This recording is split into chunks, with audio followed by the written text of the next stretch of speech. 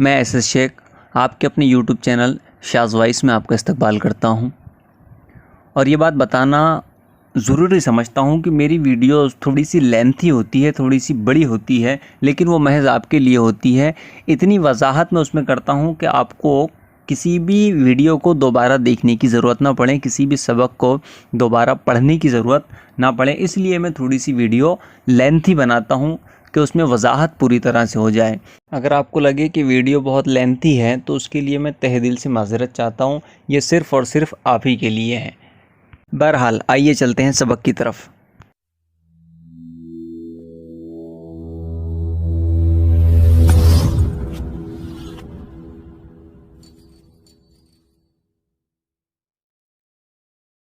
عزیز طلبہ، آج ہم جماعت 12ویں کی درسی کتاب کے حصہ نثر سے سبق نمبر 7 دیوار چین کے سائے میں اس سبق کا 5واں حصہ یعنی کہ پارٹ 5 دیکھنے والے ہیں۔ 4 حصے 4 پارٹ میں اپلوڈ کر چکا ہوں، اور امید ہے کہ آپ حضرات نے ان تمام حصوں کو پارٹس کو دیکھ لیا ہوگا، سمجھ لیا ہوگا۔ یہ آخری اور 5واں پارٹ لیے میں آپ کی خدمت میں حاضر ہوں۔ میں چاہتا ہوں کہ آپ کی درسی کتاب کے پیج نمبر 50 پر آ جائیں۔ پیج نمبر 50 کو سامنے رکھ لیں، پینسل وغیرہ ساتھ میں رکھ لیں تاکہ جو مشکل الفاظ ہے اس کے معنی لکھنے میں آسانی ہو جائے۔ اگر آپ نے میری پارٹ نمبر 1 2 3 4 ویڈیوز نہیں دیکھی ہے تو میں اس کی لنک یہاں پر آئی بٹن میں دے دوں گا، آپ وہاں سے اس کو دیکھ لیں تاکہ آپ کو پارٹ 5 سمجھنے میں آسانی ہو جائے۔ بہرحال وقت نہ ضائع کرتے ہوئے آپ آئے آپ کی درسی کتاب کے پیج نمبر 50 پر، صفحہ نمبر 50 پر آ جائیں۔ ایئرپورٹ پہنچے تو موسم کی خرابی کی بنا پر تمام پروازیں معطل تھیں۔ دیکھیں یہاں مصنف کہہ رہے ہیں ایئرپورٹ ہوائی اڈے پر پہنچے تو تمام موسم کی خرابی کی بنا پر، موسم کی خرابی کی وجہ سے تمام پروازیں کہتے ہیں اڑان کو، پرواز کی جمع پروازیں ہیں، اڑان، تمام پروازیں معطل تھیں، روک دی گئی تھیں۔ ویسے معطل کے مختلف معنی نکلتے ہیں، مثلا بیکار کام سے خالی، کچھ دنوں کے لیے بیکار یعنی کچھ دنوں کے لیے بند کر دینا، کام بند کر دینا، اس طرح کے اس کے معنی نکلتے ہیں۔ آپ یوں سمجھے کہ ایئرپورٹ پہنچے تو موسم کی خرابی کی بنا پر پروازیں معطل تھیں، یعنی پروازیں اڑانے روک دی گئی تھیں جب مصنف ہوائی اڈے پر پہنچے۔ اس لیے تقریباً 2 گھنٹے ہمیں لاؤنج میں انتظار کرنا پڑا۔ دیکھیے پروازیں رک جانے کی وجہ سے، اڑانے رک جانے کی وجہ سے مصنف کو 2 گھنٹے لاؤنج میں انتظار کرنا پڑا۔ لاؤنج کیا ہے یہ میں آپ کو بتا چکا ہوں، لگزریس روم ہوتے ہیں ایئرپورٹ کے اوپر میں، ٹھیک ہو گیا۔ پھر 4:30 بجے ہم چائنا ایئر لائنز کے ٹرائیڈنٹ طیارے میں سوار ہوئے۔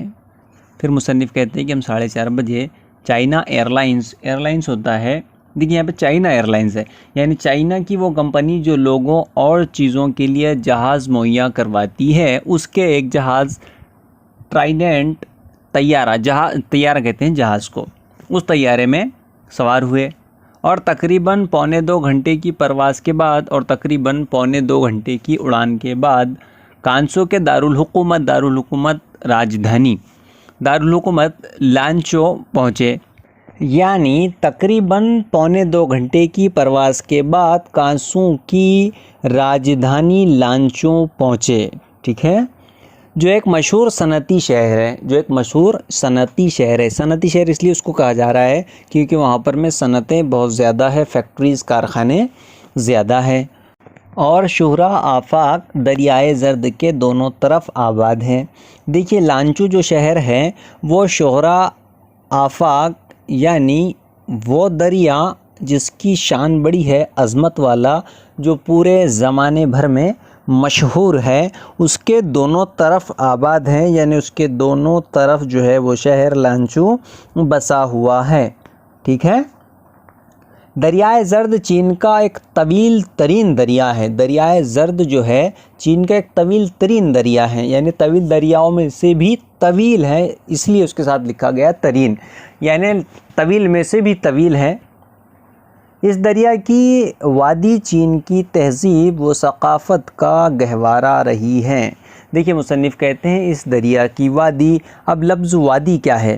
تو دیکھیے وادی ہوتا ہے نالے یا دریا کے سیلابی پانی کی گزرگاہ، نالے یا دریا کے سیلابی پانی کی گزرگاہ، یعنی وہ پانی جو سیلاب کی وجہ سے کہیں جا کر رک جاتا ہے اس کو کہتے ہیں، اور وہاں جو پانی کے رک جانے سے جو جگہ گھیر لی جاتی ہے، یوں سمجھ لیں آپ اس کو جو ہے وادی کہتے ہیں۔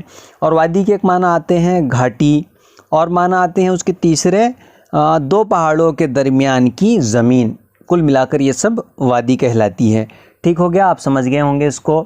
اس دریا کی وادی چین کی تہذیب و ثقافت کا گہوارہ رہی ہے۔ اب لفظ آیا ہے گہوارہ۔ گہوارہ ہوتا کیا ہے؟ گہوارہ کے معنی آتے دیکھیے گہوارہ کے لغوی معنی آتے ہیں پرورش گاہ، یعنی وہ جگہ جہاں پرورش کی جائے، نشو و نما کی جگہ بھی اس کے ایک معنی نکلتے ہیں۔ کل ملا کر یہ وادی میں چین کی تہذیب و ثقافت کی نشو و نما و پرورش ہوئی ہے۔ کیا واقعی میں ہوئی ہوگی؟ جی نہیں، اس سے متصل جو علاقے ہیں وہاں پر میں چین کی تہذیب و ثقافت کی جو ہے پرورش ہوئی ہے، اسی لیے اسے گہوارہ چین بھی کہتے ہیں۔ اسی لیے اس وادی کو گہوارہ چین، چین کا گہوارہ بھی کہتے ہیں۔ اسے دریائے زرد اس لیے کہتے ہیں کہ اس میں دنیا کے تمام دریاؤں کی نسبت زیادہ گاد ہوتی ہیں۔ دیکھیے اس کو دریائے زرد کیوں کہتے ہیں؟ کیونکہ اس میں دنیا کے تمام دریاؤں کی نسبت زیادہ گاد ہوتی ہے۔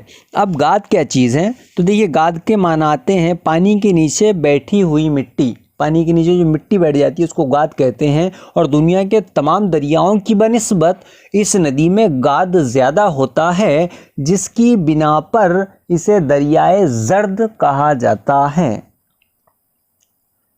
اس کی وجہ سے دریا اتنا اتھلا ہو گیا ہے، دیکھیے اس کی وجہ سے دریا اتنا اتھلا ہو گیا ہے کہ کناروں پر اونچے اونچے پشتے تعمیر کیے گئے ہیں۔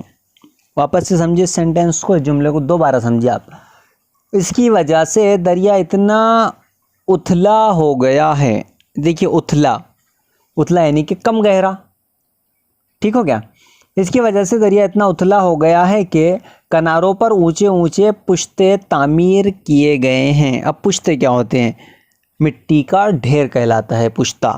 دیکھیے پشتہ کہلاتا ہے مٹی کا ڈھیر، اور یہ پشتے ہیں یعنی مٹی کے ڈھیروں کی جمع، ٹھیک ہو گیا بھائی۔ تو مٹی کے ڈھیر لگا دیے گئے ہیں دریا کے کنارے، وہ بھی کیسے ڈھیر لگا دیے گئے ہیں؟ اونچے اونچے، ٹھیک ہو گیا۔ اور یہ سطح زمین سے بلند دریا بن گیا ہے، اور یہ جو دریا ہے یہ سطح زمین سے، زمین کی سطح سے بلند دریا بن گیا ہے۔ دریائے زرد میں اکثر و بیشتر کل ملا کر یوں سمجھے اب زیادہ تر، دریائے زرد میں اکثر و بیشتر سیلاب آ جاتا ہے، یعنی کہ زیادہ تر دریائے زرد میں سیلاب آ جاتا ہے، جس کی بنا پر یعنی کہ جس کی وجہ سے بڑی تباہی مچتی ہے، جس کی وجہ سے بڑا نقصان ہوتا ہے۔ کہا جاتا ہے اس دریا نے تاریخ میں 26 مرتبہ اپنا رخ تبدیل کیا ہے۔ دیکھیے ایسا کہا جاتا ہے، مصنف کہہ رہے ہیں کہ ایسا کہا جاتا ہے کہ اس دریا نے اپنی تاریخ میں جو ہے 26 مرتبہ اپنا رخ تبدیل کیا ہے، یعنی جس رخ سے وہ بہتا تھا اس رخ کو اس نے تبدیل کر دیا ہے۔ اس کی وجہ ہوتی ہے سیلاب کا آنا، زیادہ سیلاب آنے کی وجہ سے جو ہے دریا اپنے رخ تبدیل کر لیتے ہیں۔ بہت کم ایسے ہوتا ہے، لیکن اس دریا نے یعنی دریائے زرد نے اپنی تاریخ میں 26 مرتبہ اپنا رخ جو ہے تبدیل کیا ہے، بدلا ہے، جس کے نتیجے میں چینی عوام کو بڑے مصائب اٹھانے پڑے، جس کی وجہ سے چینی عوام کو بڑے مصائب، یہ صحیح لفظ ہوتا ہے مصائب، مصیبت کی جمع، مصیبت، دشواریاں، مشکلیں اٹھانی پڑی۔ آخرکار حکومت نے اس کی بالائی اور وسطی وادیوں میں ذخیرہ آب کے بڑے بڑے منصوبے تعمیر کیے۔ آخرکار یہ ہوا کہ حکومت نے اس کی بالائی اور وسطی یعنی اوپر کی اور درمیان کی وادیوں میں ذخیرہ آب یعنی پانی کے ذخیرے، اور وہ بھی کیسے؟ بڑے بڑے منصوبے تعمیر، پانی کے ذخیروں کے لیے بڑے بڑے منصوبے تعمیر کیے، یعنی بڑے بڑے منصوبے بنائے، اور زیری وادیوں میں پشتوں کو مستحکم کیا۔ اب لفظ آیا ہے زیری۔ جس کے معنی آتے ہیں نیچے کا۔ کل ملا کر یہ ہوا کہ زیری وادیوں میں مراد نیچے کی وادیوں میں پشتوں کو مستحکم کیا۔ پشتوں کے معنی میں ابھی آپ کو بتا چکا ہوں، ڈھیر، مٹی کا ڈھیر، اس کو جو ہے وہاں پر میں مضبوطی سے باندھا گیا۔ نتیجے میں اس دریا سے ہونے والی تباہ کاریاں بہت کم ہو گئی۔ نتیجہ یہ ہوا یہ جو پشتے رکھے گئے وادیوں کے نچلے حصے میں، اس سے یوں ہوا کہ دریا کے ذریعے ہونے والی، دریا کی وجہ سے ہونے والی تباہ کاریاں نقصانات کم ہو گئے۔ صوبہ قاسو میں 12 لاکھ سے زائد مسلمان آباد ہیں۔ صوبہ قاسو یعنی کہ ریاست قانسو میں 12 لاکھ سے زیادہ مسلمان آباد ہیں، بسے ہوئے ہیں، اور پورے صوبے میں تقریباً 1200 مسجدیں ہیں۔ پورے صوبے میں تقریباً لگ بھگ 1200 مسجدیں ہیں۔ دیکھیے یہاں پر میں یہ نون لگا کر مسجد کی جمع کی گئی۔ میں نے آپ سے کہا تھا کہ اردو جمع ہو جاتی ہے جب کسی لفظ کے بعد واو نون اور یہ نون آئے، تو واو نون کی ایگزامپل میں نے آپ کو پچھلے والے پارٹ میں دیا تھا، اب جو ہے یہ نون کی ایگزامپل یہاں پر میں دی گئی ہے، مسجدیں ہیں۔ ٹھیک ہو گیا۔ یہاں کی مرکزی مسجد میں جو دریائے زرد کے کنارے واقع ہیں، یہاں کی مرکزی مسجد، مرکزی یعنی درمیان کی جو مسجد ہے، مین مسجد آپ اس کو کہہ لیں، یہاں کی مرکزی مسجد میں جو دریائے زرد کے کنارے واقع ہیں، دینی تعلیم اور ائمہ کی تربیت کا ایک مدرسہ بھی ہے۔ واپس سے سمجھے سینٹنس کو، یہاں مرکزی مسجد میں جو دریائے زرد کے کنارے واقع ہیں، دینی تعلیم، دین کی تعلیم اور ائمہ کی تربیت کا مدرسہ بھی ہے۔ ائمہ کیا ہوتا ہے؟ ائمہ کہتے ہیں امام کی جمع، ائمہ ہوتی ہے امام کی جمع، امام نماز پڑھانے والا، یعنی نماز پڑھانے والوں کی تربیت کا جو ہے ایک مدرسہ بھی وہاں پر میں موجود ہے۔ اس مسجد کے امام اور مدرسے کے سربراہ شیخ یونس یانسن ایک نورانی صورت بزرگ ہیں۔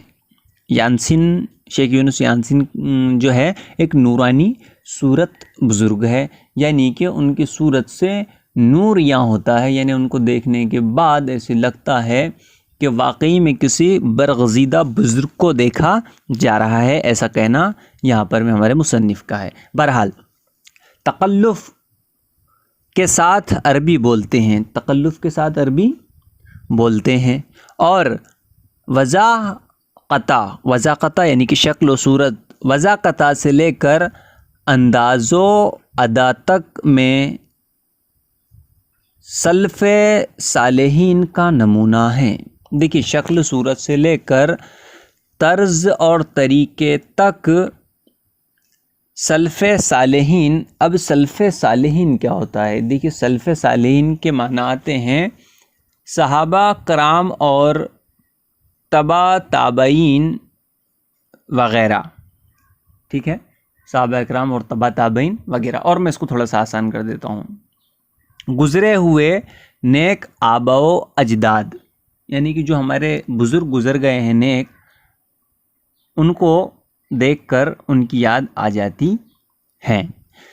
مثلا آپ اس کو یوں سمجھے کہ اس مسجد کے امام اور مدرسے کے سربراہ شیخ یونس یانسن ایک نورانی صورت بزرگ ہیں، تکلف کے ساتھ عربی بولتے ہیں، اور وضاقتہ سے لے کر انداز و ادا تک میں سلف صالحین کا نمونہ ہے، یعنی شکل صورت سے لے کر انداز اور طور طریقے تک، شکل صورت سے لے کر ان کے طور طریقے تک جو ہے ان کو دیکھ کر یوں لگتا ہے کہ گزرے ہوئے نیک آبا و اجداد میں سے ہیں۔ اگلی بات سمجھ میں؟ چلیں آگے بڑھتے ہیں۔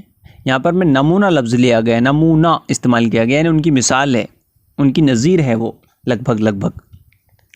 صوبہ قانسو کے پورے سفر میں وہ ہمارے ساتھ رہے۔ صوبہ قانسو کا جو پورا سفر تھا اس میں ان کے وہ ساتھ رہے۔ کون ساتھ رہے؟ شیخ یونس یانسن۔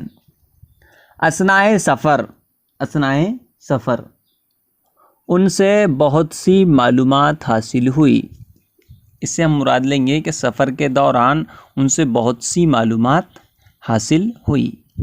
صبح سویرے ہم کانسو کے ایک اور شہر لینشا کے لیے روانہ ہوئے۔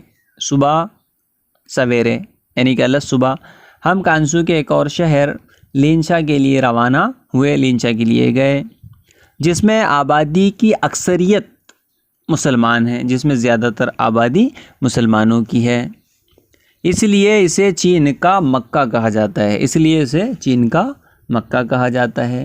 یہاں مساجد جمع ہوتی ہے مسجد کی، یہاں مساجد کی تعداد 1715 ہیں، مساجد کی تعداد کتنی ہے؟ 1715 ہے، اور مسلمانوں کی آبادی 52% بتائی جاتی ہے، لیکن احکر کا اندازہ یہ ہے کہ مذہب کی بنیاد پر مردم شماری نہ ہونے کی وجہ سے اعداد و شمار پوری طرح صحیح نہیں ہوں گے۔ دیکھیے اب ایک لفظ آیا ہے یہاں پر میں احکر، ویسے احکر کے لغوی معنی آتے ہیں زیادہ حقیر، نہایت ذلیل، لیکن اکثر اوقات لفظ احکر بزرگ، باادب، باوقار لوگ استعمال کرتے ہیں خود کو چھوٹا بتانے کے لیے۔ اس کے معنی آتے ہیں بعض لوگ انکسار سے اپنی ذات کو چھوٹا بتانے کے لیے لفظ احکر استعمال کرتے ہیں۔ یہاں پر ہمارے جو گائیڈ ہیں جس کا نام ہے شیخ یونس یانسین، وہ خود کو احکر کہہ رہے ہیں کہ احکر کے اندازے کے مطابق، یعنی شیخ یونس یانسین کے اندازے کے مطابق مذہب کی بنیاد پر مردم شماری نہ ہونے کی وجہ سے، یعنی کہ مذہب کی بنیاد پر مردم شماری نہ ہوئی، جس کی وجہ سے یہ اعداد و شمار پوری طرح صحیح نہیں ہوں گے۔ اس طرح کے الفاظ کس نے کہا ہے؟ شیخ یونس یان نے کہا ہے۔ اور غالباً یہاں مسلمانوں کی آبادی کا تناسب 52% سے کافی زیادہ ہوگا، اور غالباً لگ بھگ یہاں پر مسلمانوں کی آبادی کا تناسب مصنف کہہ رہے ہیں کہ 52% سے زیادہ ہوگا۔ مصنف کہہ رہے ہیں بحوالہ شیخ یونس یانسن، اس لیے کہ راستے میں جتنے دیہات ہمارے سامنے آئے ہر جگہ مسلمانوں کی تعداد بہت نمایاں محسوس ہوئی، یعنی بہت زیادہ نظر آئی۔ مسلمانوں کی تعداد ان کو بہت زیادہ نظر آئی۔ کب نظر آئی؟ جب راستے میں دیہات ان کے سامنے آئے۔ اگلے دن چین میں ہمارے قیام کا آخری دن تھا، اگلے دن چین میں ہمارے قیام کا آخری دن تھا، یعنی اب کے بعد وہ جو ہے چین چھوڑ کر جانے والے تھے۔ صبح کے وقت کوئی باقاعدہ مصروفیت نہیں تھی، اس لیے ہم بازار چلے گئے۔ صبح کے وقت کوئی باقاعدہ یعنی کہ قاعدے کے ساتھ کوئی مصروفیت نہیں تھی ان کو، اس لیے وہ جو ہے بازار چلے گئے۔ یہ بیجنگ ہوٹل کے قریب بڑا خوبصورت اور برونق بازار تھا۔ یہ بیجنگ ہوٹل کے قریب یعنی کہ نزدیک پاس بڑا خوبصورت اور برونق یعنی جس میں رونق ہو، رونق والا، رونق کے ساتھ بازار تھا۔ کئی منزلہ ڈپارٹمنٹل اسٹورز دور تک پھیلے ہوئے تھے، کئی منزلہ ڈپارٹمنٹل اسٹورز دور تک پھیلے ہوئے تھے۔ ہر اسٹور میں خریداروں کا اتنا ہجوم تھا کہ خوے سے خوا چھل رہا تھا۔ دیکھیے مصنف کہہ رہے ہیں کہ ہر اسٹور میں خریداروں کا خریدنے والوں کا اتنا ہجوم تھا، اتنی بھیڑ تھی کہ خوے سے خوا چھل رہا تھا۔ دیکھیں یہاں محاورہ بنے گا، اردو محاورہ، خوے سے خوا چھلنا، نہایت بھیڑ بھاڑ ہونا، خوے سے خوا چھلنا۔ آپ جو ہے اس کو جملوں میں استعمال کریں اور مجھے کمنٹ سیکشن میں بتائیں، ضرور بتائیں آپ کہ کس طرح سے آپ نے خوے سے خوا چھلنا اس محاورے کو جملے میں استعمال کیا ہے۔ اس طرح جملے میں استعمال کریں کہ اس کا مفہوم واضح ہو جائے۔ یاد رہیں آپ کو معنی بتا کر جو ہے اس کو جملوں میں استعمال کرنا ہے۔ بہرحال ہر جگہ اشیاء کی قیمتیں متعین تھی، ہر جگہ اشیاء کی قیمتیں کیا تھیں؟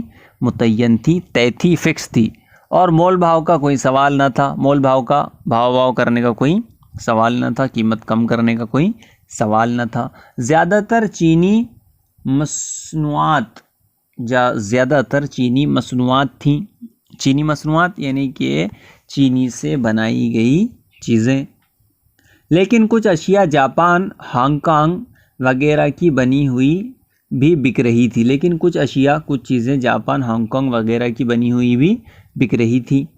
دوپہر کو چائنا اسلامک ایسوسی ایشن نے سنکیانگ کے ایک مسلم ریسٹورنٹ میں الوداعی ظہرانہ دیا۔ دیکھیے کیا ہوا، دوپہر کو چائنا اسلامک ایسوسی ایشن نے سنکیانگ ایک علاقے کا نام ہے، سنکیانگ کے ایک مشہور ریسٹورنٹ ہوٹل سمجھ لیں آپ اس کو، ہوٹل میں الوداعی ظہرانہ دیا۔ دیکھیں سمجھنے والی بات یہاں سے ظہرانہ ہے۔ ظہرانہ کیا ہوتا ہے؟ ظہرانہ کہتے ہیں دوپہر کے کھانے کو، یعنی دوپہر کا کھانا چائنا اسلامک ایسوسی ایشن کے جو ممبران ان کے ساتھ تھے، انہوں نے سنکیانگ کے ایک مسلم ریسٹورنٹ میں الوداعی یعنی کہ آخری کا کھانا دیا۔ ظہرانہ یعنی کہ دوپہر کا کھانا، ٹھیک ہو گیا۔ میزبانوں کا کہنا تھا کہ آپ سنکیانگ نہ جا سکے تو کم از کم اہل سنکیانگ یعنی کہ اہل سنکیانگ کے ریسٹورنٹ میں ان سے ملاقات کر لیں۔ دیکھیے میزبان کہہ رہے تھے کہ آپ کا سنکیانگ جانا نہیں ہوا تو کم سے کم آپ یہ کریں کہ سنکیانگ کے ریسٹورنٹ میں ان سے ملاقات کر لیں۔ کس سے؟ سنکیانگ والوں سے، اہل سنکیانگ یعنی سنکیانگ والے، اہل قلم یعنی کہ قلم والے، اہل کتاب یعنی کہ کتاب والے۔ ریسٹورنٹ کے لوگوں نے بڑی محبت سے کھانا کھلایا۔ ان کے کھانے ہمارے ملک کے کھانوں سے کافی مشابہ ملتے جلتے ہیں۔ ایک ہفتے بعد کھانوں میں ملکی خوشبو نظر آئی۔ دیکھیے مصنف کہتے ہیں کہ ایک ہفتے کے بعد کھانوں میں ملکی خوشبو یعنی کہ رنگ ڈھنگ طور طریقہ نظر آیا، ملک کا رنگ ڈھنگ اور ملک کا طور طریقہ نظر آیا۔ یہاں سے قیام گاہ، یہاں سے رکنے کی جگہ پہنچ کر فوراً ہی ہم واپسی کے لیے ایئرپورٹ روانہ ہو گئے۔ دیکھیے یہاں سے قیام گاہ پہنچ کر، یہاں سے جو ہے قیام گاہ پہنچے، کہاں سے قیام گاہ پہنچے؟ سنکیانگ سے قیام گاہ، سنکیانگ کے ایک ریسٹورنٹ سے قیام گاہ پہنچے اور فوراً ہی ہم واپسی کے لیے ایئرپورٹ روانہ ہو گئے۔ فوراً ہی واپسی کے لیے ایئرپورٹ جو ہے مصنف چلے گئے۔ یہاں پر میں ہمارا پورا جو ہے چیپٹر نمبر 7 سبق نمبر 7 دیواریں چین کے سائے میں مکمل ہوا، جس کے مصنف ہیں محمد تقی عثمانی۔ میں امید کرتا ہوں کہ تمام جو ہے پارٹ آپ دیکھ چکے ہوں گے، کیونکہ آخر پارٹ ہے اور پوری طرح سے اور پوری باریکیوں سے آپ نے جو ہے اس چیپٹر کو، اس سبق کو سمجھ لیا ہوگا اور آپ اب اس قابل ہو گئے ہوں گے کہ تمام سوالات کے جواب بذات خود دے سکیں۔ کوشش یہ کریں کہ آپ کی زبان اور سوال کا جو مفہوم ہے اس کو پوری طرح سے واضح کر دیں آپ کے جواب میں، تاکہ آپ کو مارکس زیادہ سے زیادہ مل سکیں۔ یاد رکھیں کہ اگر آپ جوابات آپ کی اون لینگویج میں اور خود کی زبان میں لکھتے ہیں، خود جملے بنا کر لکھتے ہیں، تو اس سے نمبرات زیادہ ملنے کے امکانات ہوتے ہیں۔ دوسری بات یہ کہ اگر اب تک کہ آپ نے میرا چینل سبسکرائب نہیں کیا ہے تو برائے کرم اس کو سبسکرائب کر لیں اور ویڈیو کو خوب شیئر کریں، تاکہ آپ کی طرح اس سے دوسرے طلباء بھی فائدہ اٹھا سکے۔ بہرحال اب اسی کے ساتھ مجھے دیجیے اجازت، پھر ملتے ہیں نیکسٹ ویڈیو میں کسی نئے سبق، نظم یا غزل کے ساتھ۔ تب تک کے لیے والسلام۔